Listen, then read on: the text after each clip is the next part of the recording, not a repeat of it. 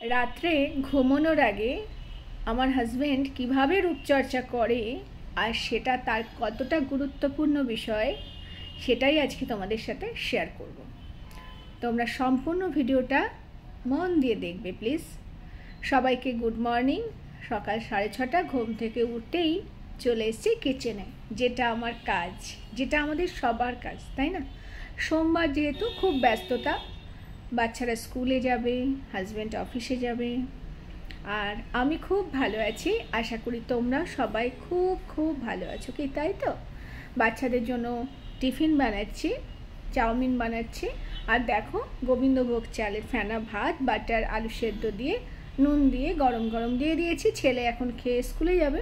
সকাল টাইমটা আমরা সব মেয়েরাই ভীষণ ব্যস্ততার সঙ্গে কাজ করতে থাকি, তাই না? আর দেখো ওর টিফিন পুরো রেডি, ওপরে সস দিয়ে দিয়েছি, ছেলে বসে গেছে খেতে। ওর ক্যামেরা করলেই ও খুব অস্বস্তি ফিল করে। যাই হোক, ছেলে রওনা হচ্ছে। তোমরা দেখো প্রত্যেক দিন আমার রুটিনটা আজকে সম্পূর্ণটাই আমি তোমাদের সাথে শেয়ার করব। আর আমার শরীরটাও খুব একটা ভালো নেই, একটু জ্বর আছে, সেজন্য একটু ক্লান্ত আছি, কিন্তু তার মধ্যে থেকেও কাজ তো থেমে থাকলে চলবে না, তাই না?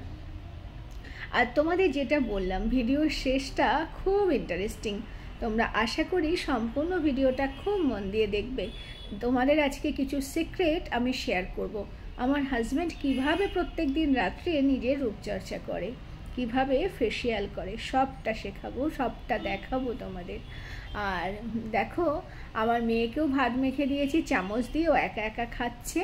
ওর টিফিন রেডি, ব্যাস এবার ও যাবে। এখন 8:30, ছেলে 7:30টায় যায়, মেয়ে 8:30, তারপরে যাবে ছেলে মেয়ের বাবা মুখার্জি সাহেব।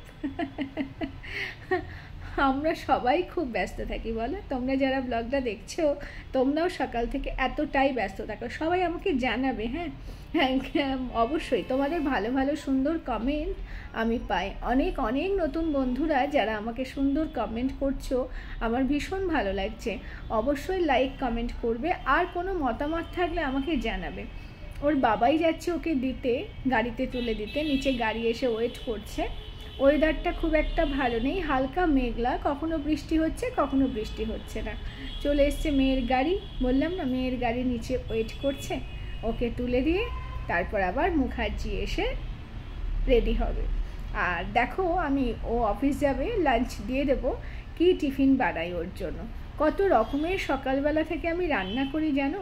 ভোরবেলা অনেকে তখন ঘুম থেকেই ওঠে না, বা অনেকে আবার উঠেও পড়ে, আমার রান্না বান্না শুরু হয়ে যায়। এখন করছি ডিমের ডালনা। ডিমের ডালনা করব, এটাই ওকে লাঞ্চে দেব। ডিমের ডালনা আর ভাত দিয়ে দেব। ভাত ডিমের ডালনা পুরো টিফিনে রেডি। এবার মুখার্জি সাহেব অফিসের উদ্দেশ্যে রওনা হয়ে গেছে। এবার ঘরে আমি একা, আমি আমার ঘরের এখন রানী। আরে না না, তেমন কিছু না, জানো তো এত ব্যস্ত থাকি। মেয়ে 8:30টায় স্কুলে যায়। দেখো ওকে বলছি ফোনটা নিয়েছো তো, হাতে করে দেখাচ্ছে, এটা কি কেমন পাজি, তাই চিন্তা করো। মেয়ে 8:30টায় স্কুলে যায়, তো আবার 12টার মধ্যে চলে আসে। অল্প একটু টাইম কাজ করতে করতে কেটে যায়। ব্রেকফাস্ট করে নিলাম, আর বাইরে জামা কাপড় মেলেছি, কিন্তু আকাশের দেখো মুখ ভার, মনে হচ্ছে কখনই দেখো কালো মেঘ করেছে, দেখেছো? মেঘ আমার দিকে তাকাচ্ছে, আমিও মেঘের দিকে তাকাচ্ছি, কখন যে ঝমঝম করে এসে যাবে। এত জামা কাপড় মেলা, কি করব জানি না। যাই হোক, কিছু করার নেই, যতক্ষণ পারি একটু শুকিয়ে যাক, পারলে তুলবো, না পারলে আর কি করব, থাক অমনি। চলো আবার দৌড়াতে দৌড়াতে মেয়েকে আনতে যাই। দেখো আবার মেয়েকে নিয়ে চলে আসলাম। বললাম না মেয়ে স্কুলে যেতে যেতেই চলে আসে, মাত্র 2, 2.5, 3 ঘন্টা মেয়ে থাকে। ও পুরো টিফিনটা খেয়ে নিয়েছে, দেখাচ্ছে মা দেখো তোমার জন্য সারপ্রাইজ। তোমাদেরও শেয়ার করলাম। চলে এলাম রাত্রেবেলা। বললাম না আমার একটু শরীরটা খারাপ, তাই আমার হাজব্যান্ড আজকে রান্না করছে রাত্রে। কি রান্না করছে দেখালাম, ভেন্ডি ভাজা, আলু ভাতে পেঁয়াজ শুকনো লঙ্কা ভাজা দিয়ে মাখা, ডিমের ডালনা তো ওবেলা করেছিলাম, তোমরা দেখলে, সেটা একটু আছে, ডাল করেছে, মাছ 1 পিস রয়েছে, গতকালকে ছিল মাছটা, জানো তো, একটু চাউমিন রয়েছে, সব কিছু। এবার তোমরা এনজয় করো। পুতুলের মুন্ডু দিয়ে তোমার মাথা ইয়ে হচ্ছে, পুতুলের মুন্ডু। পুতুলের মুন্ডু নয়, এই নিভিয়া ক্রিমটা এত কষ্ট করে কিনে আনলাম ব্যাঙ্গালোর থেকে, আমার মেয়ে নষ্ট করছে।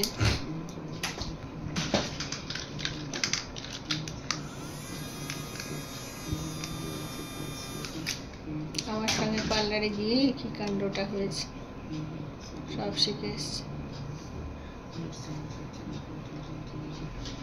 এত আরাম লোকের আরাম দেখে আমার হিংসা হচ্ছে।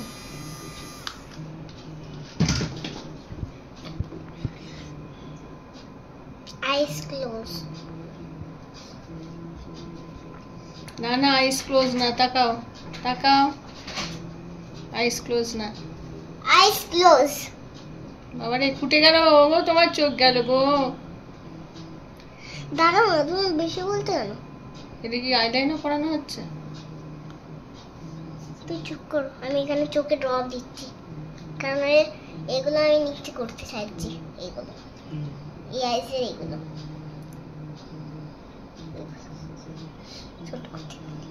প্রত্যেক দিন মেকআপ চলে। এখনই তোমার হবে না আমার মেকআপের দরকার নেই, আমার এমনি জ্বর, শরীর ভালো না, আমার মেকআপ এখনই হবে তোমার। মেকআপে আবার চামচ কিসের জন্য লাগছে কে জানে। আমি কিছু একটা দেরি গেলে দিচ্ছি, সেটা কি বলে তো? ক্রিম।